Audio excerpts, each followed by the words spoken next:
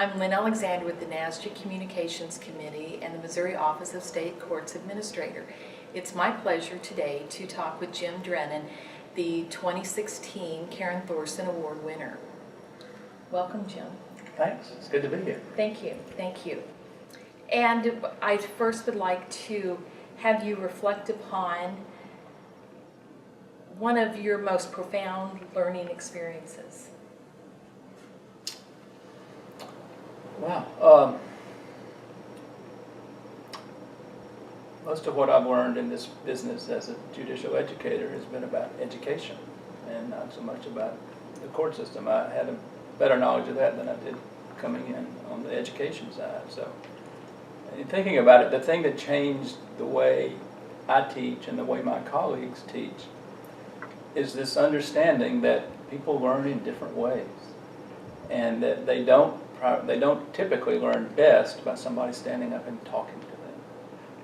That's important. It's a threshold part of the understanding, but there's so much more. And so NASJE and others were involved in a series of sessions to help train the trainers and help me understand that participation, active participation by the people you want to help learn is fundamental to good education. And that, in many, many ways, has sort of revolutionized the way we do education at the School of Government in Chapel Hill, where I work. When I started,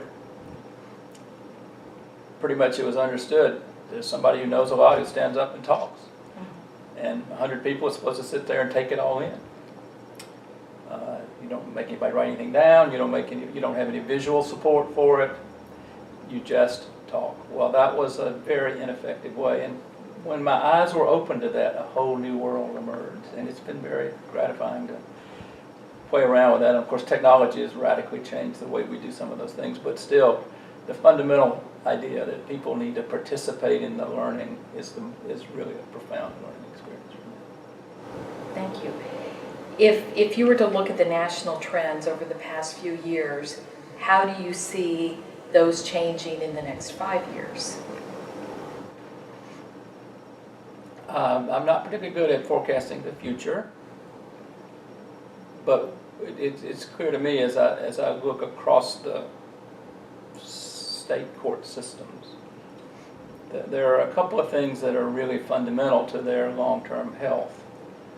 And one of them is to figure out how to build, promote, and restore confidence in the courts as an institution worthy of our respect, and as an institution that we as citizens need to honor, and when we're asked to obey. That's really fundamental. The polling I've seen has not been encouraging in that regard, that there are, in fact, storm signals out there in terms of the level of public support as measured through public opinion polls. And so I think that it has been an important part of court administration for at least a decade. I think it'll only get more important. The other big issue that I see sort of bubbling up, it's not bubbling up, it's boiling over in many places, is the understanding of what it means to be fair. Fairness is, I think, the preeminent value that people who come into the courthouse expect to get. When they leave feeling they've been treated unfairly, we have very solid research that shows that they're unsatisfied. When they feel like they've been treated fairly, even if they lose the case, they leave, generally speaking, feeling satisfied with the outcome. That's a powerful lesson.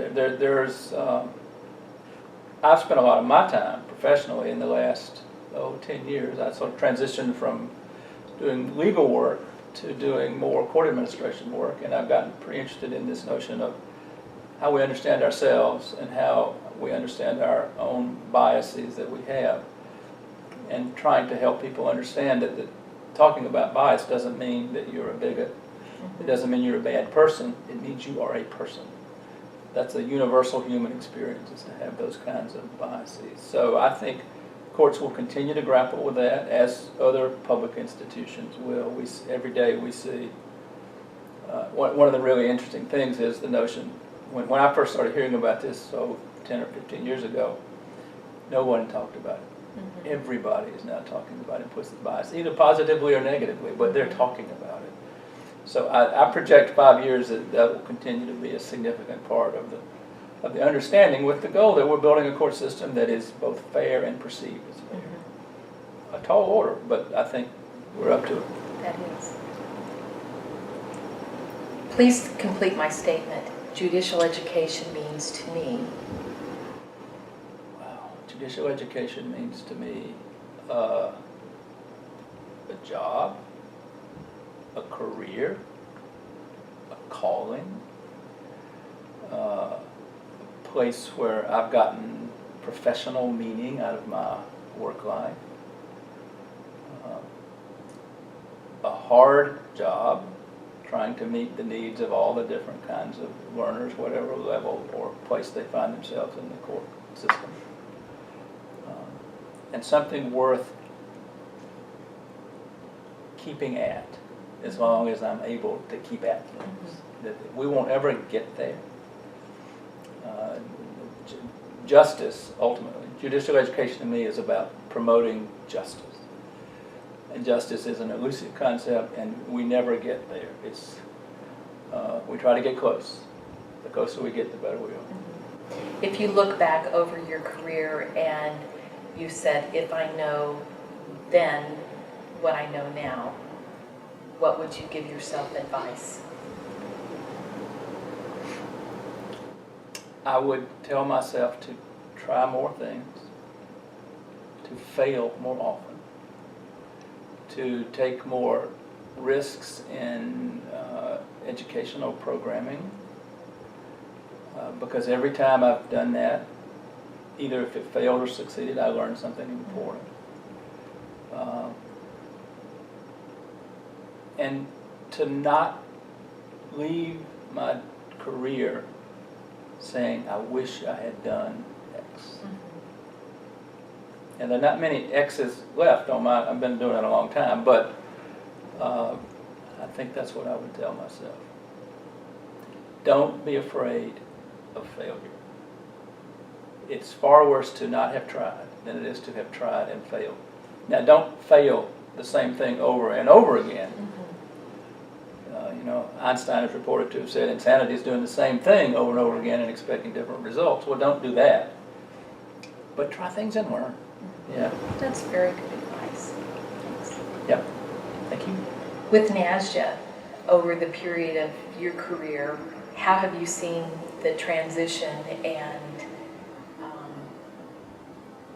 what do you see as we move forward, things that we can do to prepare our new colleagues as with a challenging career or a successful career? NASJE is very important, I think, to provide aid and comfort to people who are in this job. It's a lonely job. If you look at it, there are not very many people in any single state who do this work.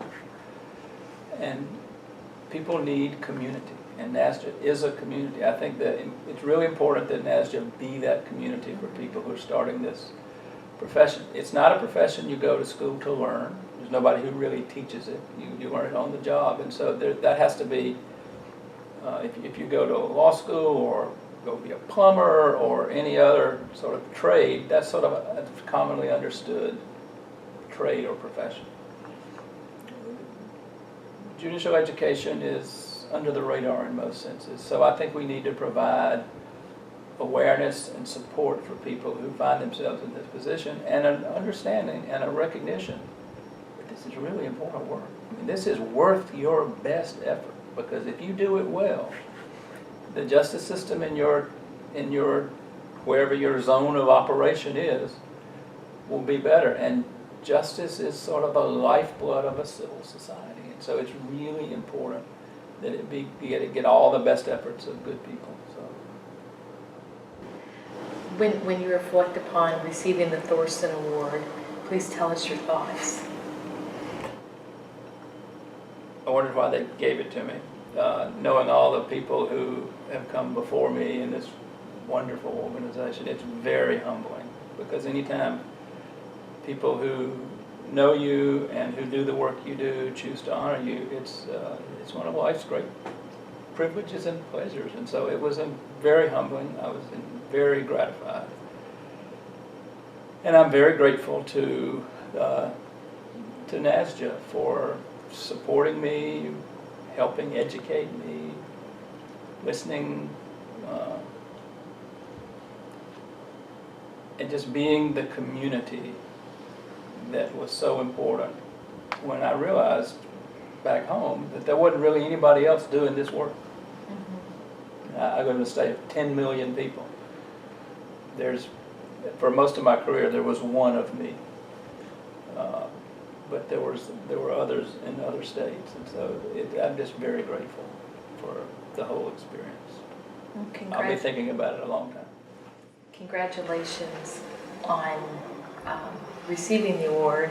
And when I was invited to do the interview with you, I felt I didn't know you. I talked to a couple of individuals and read the letters, and I thought, wow, this is really a great honor to get to talk with you, and I really do thank you for your contributions to NASJE and your different committee work and work with NASJE to make this organization something that is immensely beneficial to those of us new to the organization and those of us continuing on with your legacy. I want to thank you. Well, thank you. It's been a privilege. And